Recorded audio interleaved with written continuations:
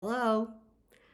I wanted to touch base today on when I got diagnosed or shortly thereafter. I have never asked why. I guess the first questions that came to my mind are what? And the first thing is what do I need to do to change this? Is there something that's in my life that has undermined me and made me ill? And the second thing was, as a Christian, I believe that everything in my life has meaning, and especially something like this. And in addition to that, it God has an ultimate plan for my life. So I never feel that level of despair about things like that, like I'm suffering needlessly, which I can imagine that somebody without a faith could feel. I myself, I felt despair and things over other things, but so far as despair about what is happening in my life and that I'm suffering needlessly and there's no hope and things like that, because of my faith, I don't have that. I always know that God has a plan for my life and that everything that's happening to me ultimately has something He wants me to do and or to grow or things like that.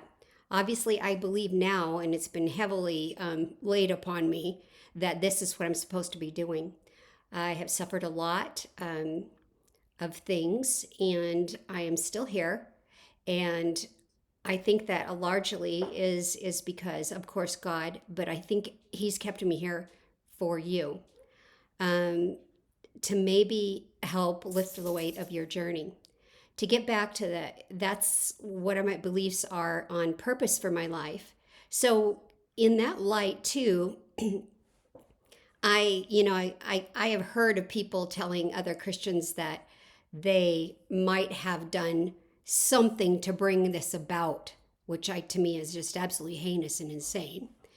But I think there's things that the more thought I've given to it, and the things that I've seen in my life, I think about the people that I know that have passed away and please their loved ones. This I don't know that this is true in every case. I haven't been there, but a lot of the people that I knew intimately wore the shock absorbers in the life. They were the kind-hearted ones. They didn't um, they didn't come back at any type of a negative comments or everything. They just absorbed things.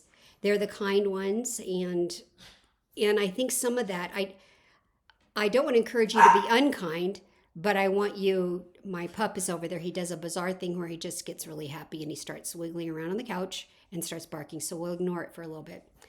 Anyway, I think that there's a way to stand up for yourself and still be kind. But I think you need to kind of unpack the things in your closet. I think that when you get cancer or you get some sort of a serious illness, gosh, I'm just developing this belief that I don't know if you guys have ever experienced a water leak in your shower or in your bathroom or something that died somewhere and you're trying to find it. Well, I think we need to start employing those types of that type of zeal in seeking out what it is that perhaps has been eating away at you inside. Um, a lot of this stuff I think might generate from your house of origin, and I am not into blame. I think that's a hopeless and a total waste of time. So I'm just into answering what's going on now, what you have in control. So I would encourage you to take a peek at that and do some unloading of your closet or looking for that leaky drain and start dealing with some of the things that you need to deal with in order to get your heart right and get yourself in a happier place. The thing that I've noticed is that when I've been in these situations where I'm absorbing from someone else, then I can tell that it upsets me and I'm getting sensitive to it and it's making me sad, but I'm not showing any signs of that. I'm trying to answer with a soft answer back or just, like I said, absorb it. So I'm not saying that soft answers are bad, and I just really want to stress that because I don't think there's enough kindness in the world at this point, and I don't know how many people would disagree with me on that.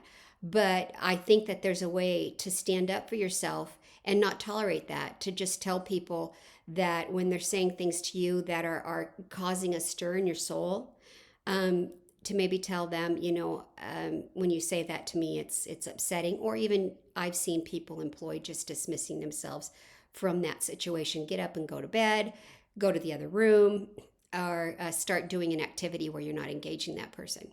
Whatever it is, you'll know what you should be doing. But I want to encourage you to do that.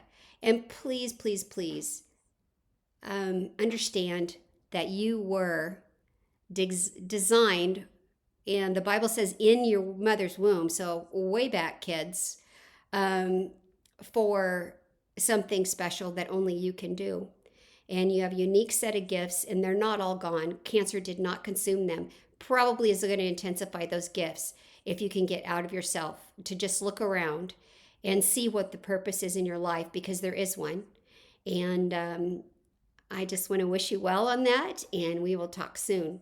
Oh, and by the way, one of the whats at the beginning might have been what the hell just happened to me, but that actually manifested later on, and I'll touch base on that later.